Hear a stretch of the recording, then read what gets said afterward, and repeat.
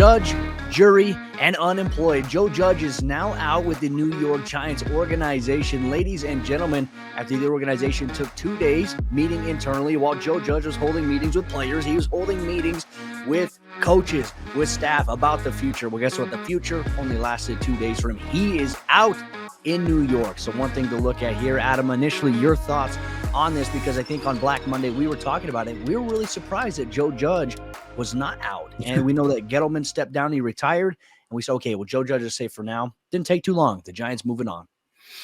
So everyone who's ever been in like the lesser of a relationship, like you like a girl more than she likes you, you always know, well, you should know the line to stop talking, okay?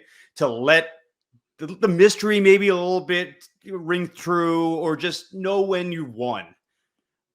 Joe Judge had won 2 weeks ago. Even though they had went in the complete toilet, he was going to keep his job. You know what? He couldn't stop. And the more he talked, the more the girl in this, well, the New York Giants, the suitor, the suitee, whatever you want to call it, the eye of his affection, the more they heard, they're like, you know what? No, we're cool, man. We don't need any more from you. That's fine. We will move on. And he talked himself out of a job, which is hard to do in the National Football League because most coaches are so loath to say anything that could hurt them competitively, professionally. They just shut the hell up. Joe Judge just went on an 11-minute rant, a tirade. And I think that was really, if it wasn't the straw that broke the camel's back, it was the motivation the Giants needed to really look at this more clearly. And then you listen to the reports over the last 48 hours, the last 72 hours, that he actually wanted more power, that he wanted more of a say, that he wanted to say in who the next GM would be. Man, know your place, bro. I mean, you were lucky to be employed after a 10-23 stretch over 2 years, and you would have kept your job if you just didn't do dumb things over the last 2 or 3 weeks of the season. There are only 32 of these jobs on the planet, and I know he's going to get a nice severance because he was fired without cause. So he'll get, it's not like he cost himself a ton of money, but he cost himself an opportunity. And every day on the stage at that level is an audition, not just for yourself, but for 31 other franchises.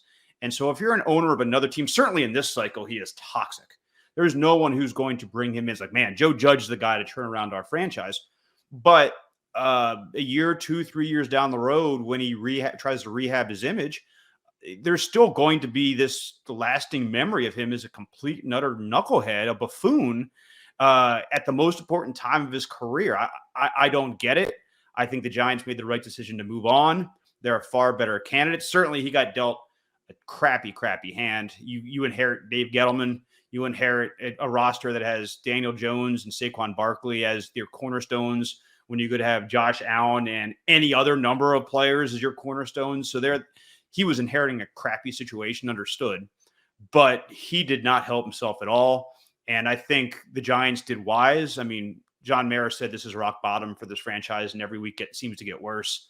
I don't know where he's been for the last 7 or 8 years. It's been pretty low throughout. But regardless, if the owner is that embarrassed that he's calling it rock bottom, there's a reason you're getting fired. Well, changes have to come as well. But, even with this, too, because Dalton in the comment section says Dave Gettleman is getting too free of a pass. Look, here's the deal, Dalton. He's out. He can't speak for himself. So I can't speak too much on him outside of the fact that the results are out there with the record and obviously the roster, the personnel decisions that they made. But I would say that, for me, watching the Giants game on Sunday, I can't believe I even said that I watched the Giants game last Sunday. Just watching that stadium, MetLife Stadium, completely just boo Joe Judge. I mean, they were done with him. And it really was that Jake Fromm QB sneak on 3rd and 8, which didn't make any sense. Stuff like that. And it goes back to even training camp, some of the reports that we're now hearing, some of these other stories coming out about Joe Judge's time with the organization. Do you see a situation here with Judge gone, with Gettleman gone? Does the New York Giants head coaching GM job suddenly become more appealing to anybody out there than it did previously before those guys? Oh, of course. Yeah, the GM job absolutely becomes more appealing because the GM is going to be hired first, and they've begun interviews today, and they're going to carry on through next week. And the list is longer than a Manhattan phone book of candidates that they have. I mean, there are a ton of guys that they're going to look at. But if you are the creme de la creme, and we talked about this yesterday, the New York Giants, the Chicago Bears, these blue blood cornerstone franchises of the National Football League shouldn't be begging people to come work for them. Yeah. You should have the best candidates because you have all kinds of resources. You play in massive markets. You have the history. You have the prestige. You know you're going to be on national television all the time because you play for these. You would work for these big time franchises. They shouldn't have to go around begging for top candidates. And I think they were going to have some real issues getting their choice of GM unless they told the GM in the interviews, you can do whatever you want with Joe Judge this year. Like, if you want to can Joe Judge day one, you can do it. That's totally fine.